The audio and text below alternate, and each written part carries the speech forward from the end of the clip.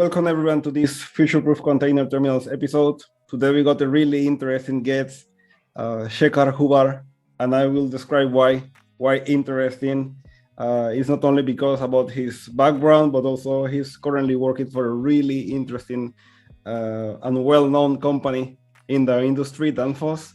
And I have been taking a look and a lot of cool things going on, not only on energy efficiency, but also internally on leadership, diversity, and especially in the carbon neutral goals you got for 2030. So with that being said, Shekhar, welcome to the virtual stage. Thank you, Chris. So Shekhar, the plan for today is that we have been putting together some questions we have been discussing over the last weeks, and I think last time we met at TOC Europe, it was a really interesting discussion. So that's why I got this idea to bring you on the show. And well, the plan is to go through these, I may say, quite interesting topics we are especially living these days, in not only in the maritime industry, but in many other sectors. And just feel free to share your thoughts, ideas, and lesson learned. Sure, and thanks for inviting. So let's go ahead. I think it was really interesting, the journey already from TOC Europe when I met you, and then listening to your idea about having this session. Let's see how we go further. Great. So Shekhar, for those who haven't got the chance to meet you yet, could you share a little bit about who are you and what you're currently doing these days? Sure. I can introduce myself. So I'm working in Danfoss, as Chris has mentioned, as a global head of marine and electrification. I'm based in Finland, working in a town called Vaasa. My experience goes around 28 plus years. Nowadays I can calculate 30 years. Worked in several global roles in leading teams from product management, sales and marketing, service. Most of my experience comes from working in a company called Vakon, which was a Finnish company, which became part of Danfoss in 2014-15. And that's most of the time in Finland. In India, I come from originally. 6 years I worked for ABB and 2 years for a company in R&D. It's in last decade or more, I would say, as the electrification is growing as a part of energy transition, I'm also engaged into these power conversion applications. And at that time, I didn't know the word electrification that starts to exist now, but that time it was more power conversion. So most of my background comes from AC drives, but then somewhere in the journey, it starts to, the same converters we use for running motors are being getting used in hybrid and full electric applications, both onshore as well as offshore applications in marine. So that's the main, what I can say about me. Main focus areas in where we are in marine, in offshore, as well as onshore shore supplies, fast charging of vessels and big vehicles. Power to X area is very interesting because electrolyzers need power converters, and also the energy storage applications, which become a key enabler in all these areas. So that's, I'm a student of physics and power electronics, so that's my background, and always interested in contributing, towards team development, towards energy transition.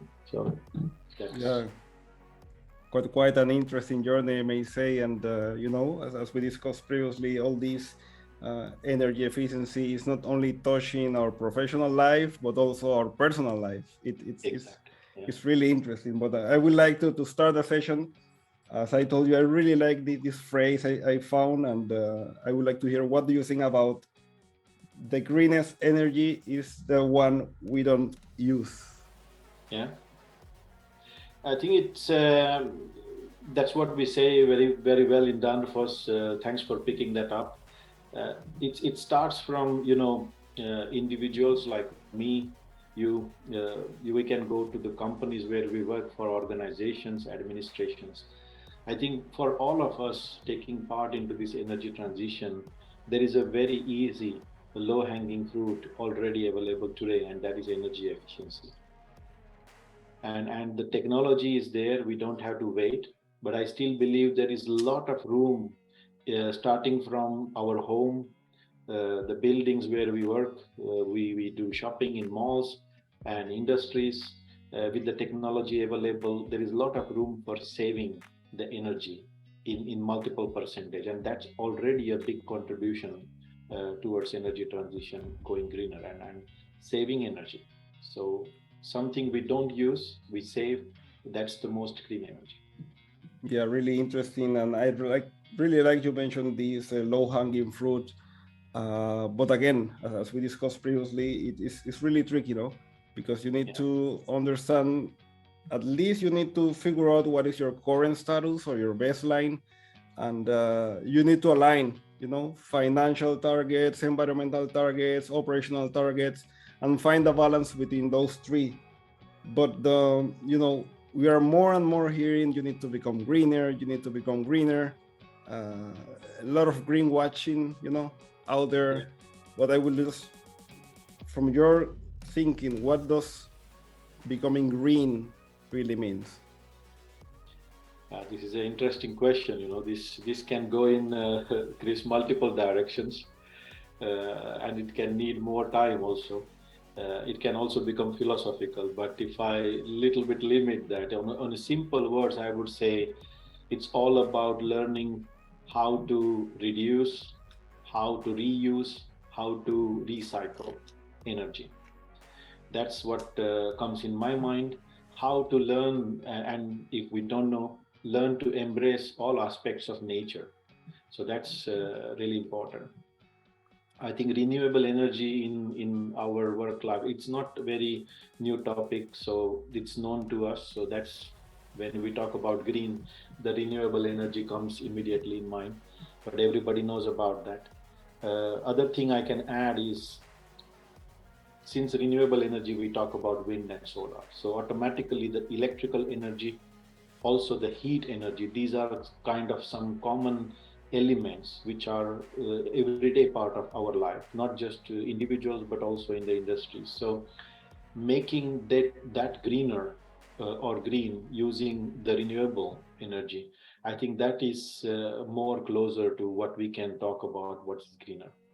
Then always I can talk from the Danfoss perspective. And in Danfoss perspective, I already mentioned that it's all about, for me, it's about power conversion, which is, we are talking about electrical energy. So it's all about power conversion, whether you talk about source or producing energy, you are talking about transmitting energy to the place where it is to be used, or whether you are distributing this energy, it's in terms of electrical energy, the power conversion comes in place. Then I mentioned about this other element, which is heat. So there is a conversion from electrical to heat, because it's easy to get green electrical energy, and then we can convert it into heat through electrolysis, for example, using creating gas, hydrogen. We talk about green hydrogen. And I think there also power converter play a role. So from Danfoss perspective, I would say it's more about power conversion in different aspects. Yeah, yeah, really interesting. And then, I think we touched this topic when we met at TOC, that yeah, it's really tricky to identify this low-hanging fruit if you really don't have a baseline. And I am talking about the baseline. And because we are hearing a lot on all these decarbonization roadmaps, CO2 reduction roadmaps, energy efficiency, that sounds quite interesting, but many of our colleagues now viewing will see like, okay, Chris, but what can we do now? So what you consider is like the baseline to start these decarbonization roadmaps? Yeah. Well, I think the main baseline or the target should be always one good example is Paris Agreement. So we know what we want to avoid, what we are running behind. It's must, it's clear. But while applying what to do, you are right there very much that it's not necessarily very clear. So we see many organizations, many elements are getting committed towards decarbonization. That's good thing. So there is no buying in needed anymore. but also what to do after getting committed is not necessarily very clear for everyone. So there could be multiple principles, I would say. And I would also like to give a disclaimer that even if we list many, it's not that everybody needs to apply all. Not needed. We just need to select the few principles and use them, which is most tangible related to our use case. And it also depends on then use case, that in which industry, in what application we are talking about decarbonization. But let's take a few examples because it's a vast area. We can take few examples which is probably closer to our heart, maritime operations, onshore as well as on offshore. If you start from the vessels, then vessels of different sizes, right? And typically, I would say that the larger vessels, they are already hybrid, using energy storage or using alternative fuels, running on dual fuels, for example. Uh, the more smaller vessels, they are good candidates to become full electric. Uh, in that also there are categories, but electric ferries, we have many examples. I was also sharing in TOC Europe. We have really very examples which are running and have proven business case. So it's not that they need to be funded. They are fully electric. There are also then work boats which have different profile. So when they are working hard, they are in hybrid mode. But then when they are moving, then they could be fully electric. So why I'm mentioning all this is that not everything will be 100% full green, but it will be still better than what it is yesterday. So it can be even hybrid or it can be full electric. Then we can come onshore. We can talk about port. The port has cranes. Even I have seen examples where energy storage is one common element introduced into the traditional applications like cranes, and just by doing that, there is a saving. Just converting cranes from which are hydraulics in nature from traditionally converting to electric have saved 50-60% of energy, and that's, we are saving energy. Then port, more and more our vessels are not allowed to keep their engines on. That means the power need to be fed from the shore. And that means the size of the power need to be fed from the shore is just increasing. And but also it's a good parameter to control when we talk about becoming greener. So anyway, this is the electrical power. When the vessels are in the port to be fed, they need to continue their operations, and that power can be made more and more greener. If not tomorrow fully greener, but the journey can be done. So these are, I would say, few examples. Then I can also add that there is validation going on also with the hydrogen fuel cells. It's easy to make green hydrogen as we speak. I think there are many such examples. Then let's come also beyond port. That means not to forget when we talk about terminal operations, it's also the transportation and carrying goods and people on road, right? And that's also very important to go greener. So then we talk about vehicles, electric vehicles, or vehicles running on green fuels. I think that comes also into my mind, and more companies are investing into also making their delivery supply chain greener. So all these aspects, and I would like to say that the technology is available to start with. So hopefully this covers the question in your mind, that what is the baseline? The baseline could be a bit different for different applications and use cases. Yeah, and just to add here, I really like to ask this question because at the end you need to include like the salt and the pepper, because according to the region, you got local legislation, specific requirements from in this case, port authorities or country level. And it's really interesting because there is then no copy paste, so to say. No, absolutely. Yeah.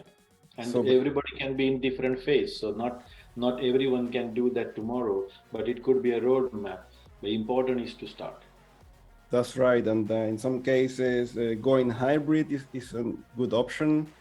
jumping directly to electric is a good option. But again, it all depends of local conditions. And again, you mentioned a critical point, the business case. And so it need to make sense from a different point of view, so I may say. I can say words about the business case that, I mean, of course, there is a traditional way of calculating business case. And if we do that, some of these cases might not be looking very great, and that's true. But also this ESG coming into picture, and that gives the consideration from different aspects. Economical but also social and governance. So I think then it becomes a case, and we have examples where initiatives are taken, even though today on paper it may not be a business case, but the investment is been done, and over the time it has been proven that there is a business case. Yeah, that's a really good point. And Shekhar, you are supporting colleagues in different industries and sectors, but making a focus on the marine and on transportation. What do you consider are like the main challenges today to become greener, to electrify sites? Yeah, I understand.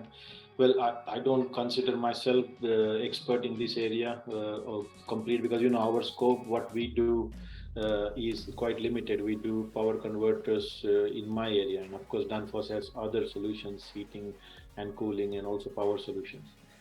But I would still say that the most of the learning is also together with the partners. So I am supporting, and sometimes partners are also supporting and making us learn.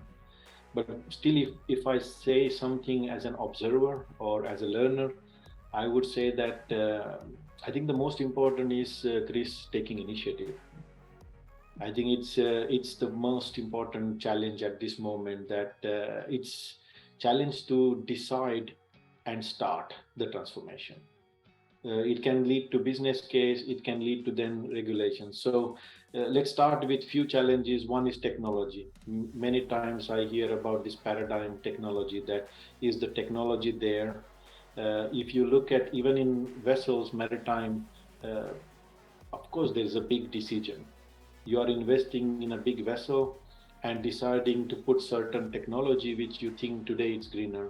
But the main question also is that life cycle of these vessels is long, plus 20 plus years and 30 years and so on. So how to ensure that what I invest technology in is going to remain there competitive across the life cycle? So that's a valid question. However, I say that there are technologies available with which can be started. And even if you wait for 5 years, the same question will be there. That's how the market is changing, technology is changing. Then other aspect is the compliance regulation we talk about. Many times I see we are waiting for regulation, but one approach is to wait for them. Other approach is to take lead, do that, and then regulations are also, we are able to influence on getting regulations done. And I have seen both aspects. So some of the ideas, technologies, as we discussed, business case, they are not commercially viable. We know that. They need investment support. The shore supply is a good example. We talk about power to be fed to the vessels from the shore, so shore power supply.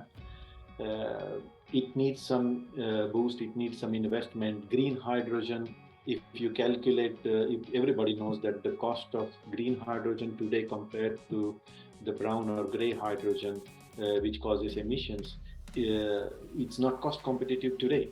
But with the forecast what we have and all the projects happening, it will be.